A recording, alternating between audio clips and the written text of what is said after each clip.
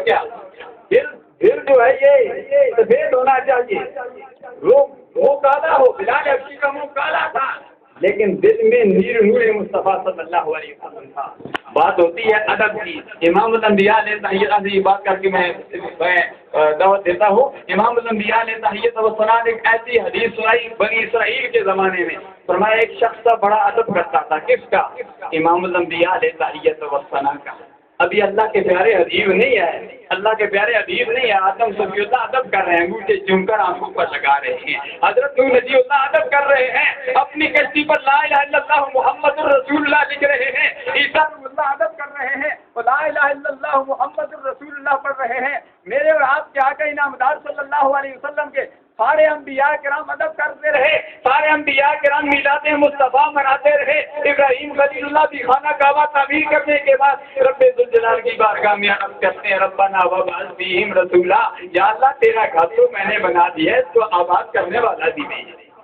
اللہ بنی اسرائیل کے زمانے کا ایک با ادب شخص کا ذکر امام الانبیاء علیہ تحیت و ثناء نے کیا، فرمایا بنی اسرائیل میں ایک شخص تھا، ساری زندگی اس نے اس کو فجور میں گزاری، لوگوں نے کیا کیا، اس کو گندے ڈھیر پر پھینک دیا۔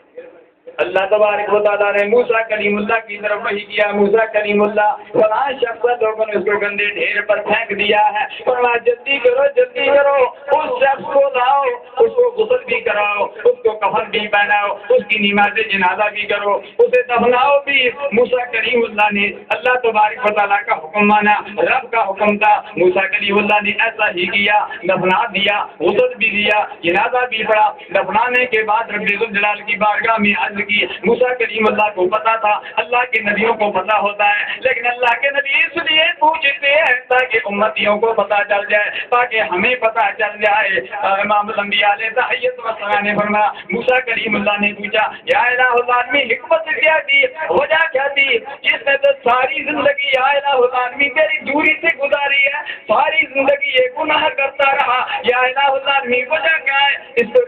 کو کون سی وجہ زیادہ پسند آ گئی ہے؟ اللہ تبارک و تعالیٰ نے فرمایا اے موسیٰ کلیم اللہ مجھے اس کی ایک ادا پسند آ گئی ہے، فرمایا ایک مرتبہ اس نے توریت شریف کھولی، توریت شریف کھولنے کے بعد اس نے دیکھا امام الانبیاء میرے پیارے حبیب صلی اللہ علیہ وسلم کا نام لکھا ہوا تھا، نظر علی اسم محمد صلی اللہ علیہ وسلم، فرمایا میرے پیارے حبیب صلی اللہ علیہ وسلم کے پیارے محمد مصطفیٰ صلی اللہ علیہ وسلم پر جب نظر پڑی، اس نے امام الانبیاء علیہ تحیت و ثناء کے نام کو چوم کر آنکھوں پر لگا لیا۔ اللہ فرماتا ہے مجھے اس کی وہ ادا پسند آ گئی، وہ ادب پسند آ گیا، اس لیے میں نے اس کے گناہوں کو نہ دیکھا، میں نے اس کے گناہوں کو معاف کر دیا ہے۔ سبحان اللہ، الحمدللہ ہم ادب والے ہیں،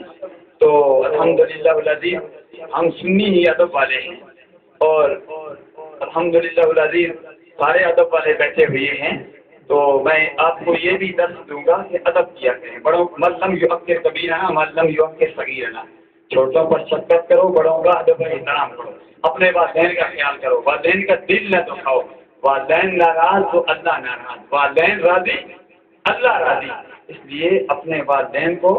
ناراض نہ کرو، والدین کو اللہ کے پیارے حبیب صلی اللہ علیہ وسلم نے ناراض کیا۔ حلیمہ سعدیہ رضی اللہ تعالیٰ عنہ اللہ کے پیارے حبیب کھڑے ہو گئے، مزمل والی چادر بچھا دی، سرگوشیاں کرتی ہے، باتیں کرتی ہے، حضور صلی اللہ علیہ وسلم کے کان مبارک میں صحابہ کرام نے عرض کی یا رسول اللہ وہ کون سی مائی تھی جس کے لیے آپ کھڑے ہو گئے، مزمل والی چادر بچھا دی، فرمایا تجھے پتہ نہیں میری پیاری والدہ محترمہ حلیمہ سعدیہ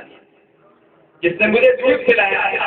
اللہ جو دودھ پلانے والی والدہ تھی اللہ کے پیارے حبیب اس کا اتنا ادب و احترام کرتے ہیں، ہمیں بھی چاہیے کہ ہم اپنے حقیقی والدہ کا حقیقی والد کا ادب و احترام کریں۔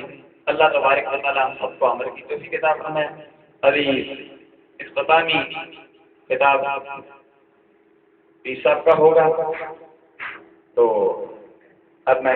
دعوت دیتا ہوں انجمن طلباء اسلام صوبہ پنجاب، انجمن طلباء اسلام کے ناظمین اعلیٰ پیکر اخلاق و محبت پیر طریقت صاحبزادہ پیر محمد علی غفوری صاحب آستانہ عالیہ دریا شریف اپنے پیارے نگرانی عرفانی بیان سے ہم سب کو مشکل